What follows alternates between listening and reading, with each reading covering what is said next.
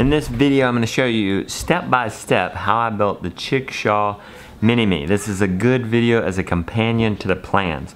Maybe just watch this and then print out the plans. They're in the show notes and go out and do it. Maybe reference this if you get confused. This is mainly for any points in the build that might be a little confusing and hard to communicate on the paper. Good luck. Here, I highly suggest making your cuts first. Take a day, make your cuts. Second day, build. Here we assembled our bottom frame, 4-foot pieces, 2 4-foot pieces and 2 3'9" pieces. Make sure you put the 3'9" pieces inside. Next we put 3'9" 2x4s, 15 inches from the outer edge. Measure from the outer edge, make a 15-inch mark and center it on that. I'm actually going to tell you to do a little bit different than pictured here. You can make 4 diagonal posts, all the same, 18 and 1/4. In this video, I made the front one shorter because I thought I was going to put the legs on the inside, but you can actually put them on the outside. So this is where you mount your 4 corner braces, 18 and 1/4 inch. And notice how they are sewn for their 45-degree angle. Make sure you get that right. In this fine step, we cut our 1-inch wire mesh into 4-foot pieces, 2 feet wide. So we only need 2 pieces of those to cover across it. It goes down the middle, and you want to make sure you put it along that way, like horizontal. So notice how we mounted our 3 2x2 perches, 4 foot long, going across. They are placed. They're going to cover where the 2 meshes come together. Now you just flip it upside down and nail the 3/4 inch U-nails into the bottom of the purchase to secure the wire. Now we just attach our 2x4x2s together. I don't know, we use 3-inch screws going into the side of it. For this next step, it's easier to put your braces on the bottom and then mount it to your frame. Notice here that you're gonna want your 2x4 post, the wide side, I believe it's 5.5. The wide side needs to go into the front of the frame, not the 3.5-inch side needs to go to the side of the frame. And on the back too, the wide side needs to go to the back, the narrow side needs to go to the side.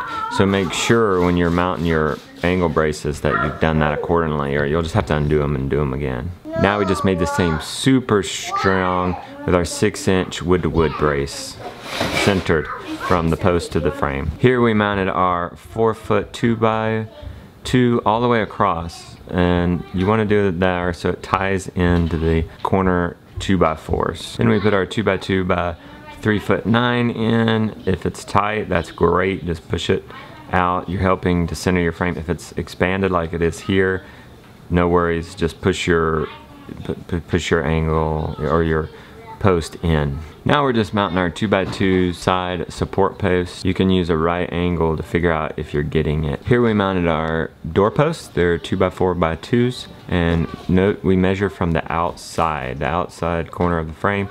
Make a mark, the 2-foot mark, and center that 2x4 on that 2-foot mark from the top and then also from the bottom. This is where we put our horizontal 2x2 in. Notice how we have angle braces on the bottom on either side. There we mounted our itty bitty 2x2. Notice we have an angle brace there. It's 11 inches. So notice that's where you would have had to have that previous step. It would have to be 11 inches up, the bottom of that 2x2.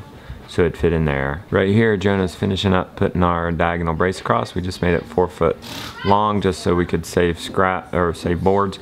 Technically it could be a little bit longer, but it's gonna make the frame strong enough, even if it doesn't go quite from corner to corner here. Here we took our 26.5 inch 2x2, and then we attached 2, 18.25 inch boards to it.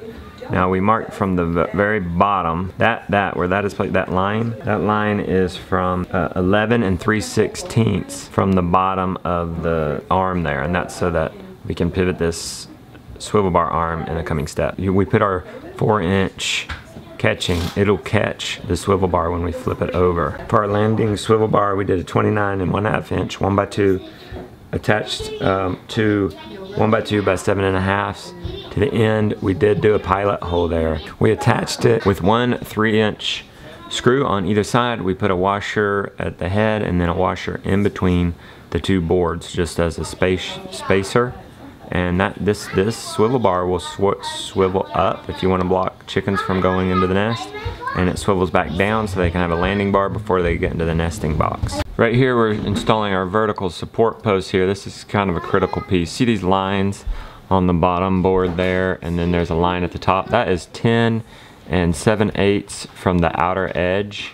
You want to put it on the edge like that. You don't want it to come any further in towards the middle than 10 7/8. Then you attach your corner brace at the bottom there. Then it's pretty easy. You attach your diagonal 2x2s where those vertical posts were. You don't have to measure anything. You just line it up where your vertical posts were, and then you attach your bottom of the nesting box frame. You screw into the back frame there, into the nesting box frame, and then attach it to your diagonal post. It helps if you have somebody helping you to hold up the nesting frame until you can do it, but if not, you could prop it up on something. At this point, you should try your boxes, your nesting boxes, to make sure they fit in and are secure on the front and back 2x2s there. This is how we attach the hook and eye.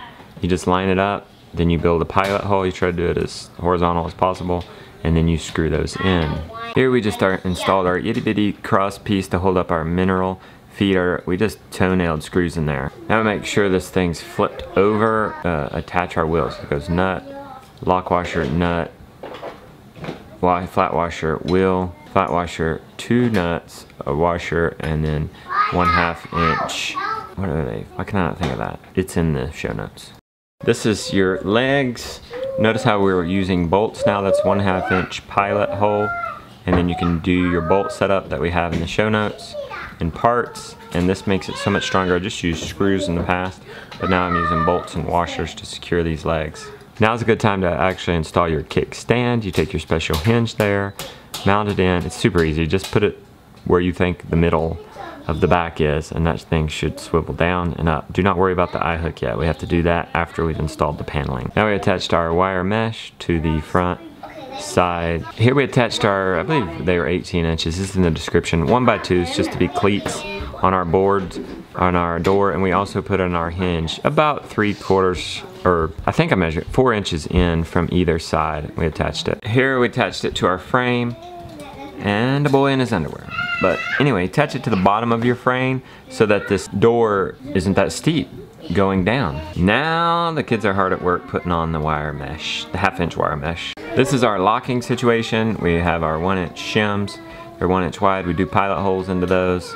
And then 1 5/8 inch screw. We put our barrel bolt just like that. You have to put the short end on that shim and the big end there. That keeps it, when you open the door, this will not, barrel bolt will not hit the ground. All right, here's our 26 inch long paneling. And notice how I go into the valley there. I put the mountain on the edge, and then I screw into the valley, I don't know, 1.5 inches in from the edges. This is a hair turkey. I just took, for this paneling, I actually took a 26 inch long paneling and then split it down the middle. Well, I cut it down the middle, and then I attached it, and you can see here how I attached it.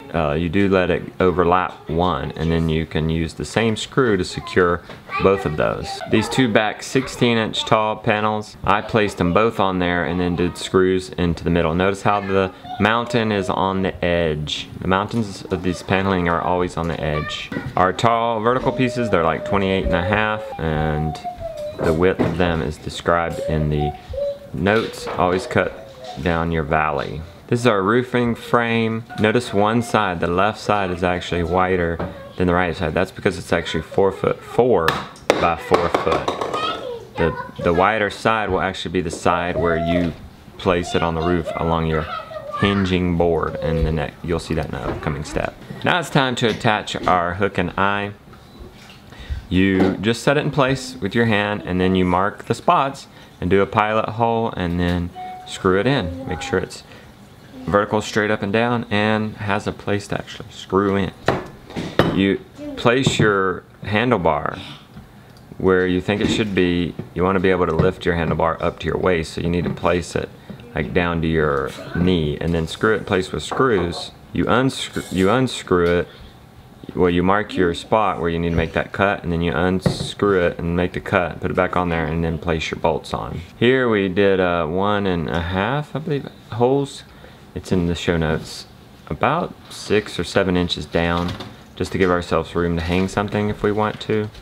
And we cut our pole to 5 foot, and you insert it. Here we're drilling our hole for our pivot points. You want to make sure you go as close as you can to the edge. Here's a lock already in. Notice how it's right up against the board.